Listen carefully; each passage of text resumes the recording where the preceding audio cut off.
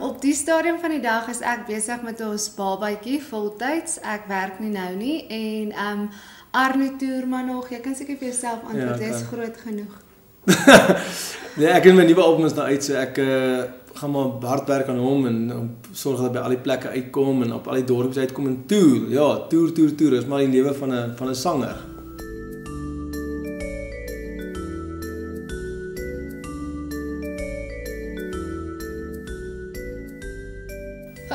Handomkeer, grootste blessing van ons lewe, verskriklik lief vir hom, maar hy slaap bitter min.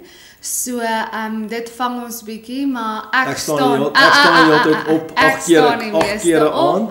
En dan hy help ook maar so nou en dan. Is daar net al 'n paar aande gehad as hy wakker raak volgende oggend en vra, "Ja, het Milan deurgeslaap?"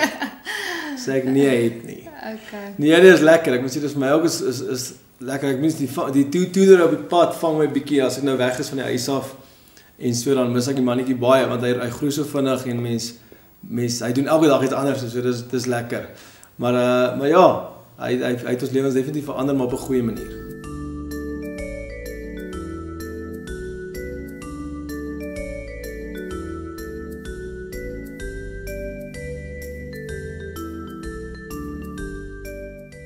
Ja, soos ek sê, die nuwe album is uit en het lank gewag vir die nuwe album, so ek dink die mense daar buite gaan ook die nuwe album en dalk 'n nuwe show geniet. So as ek nou weer op al die plekke kom, gaan alles nuut wees.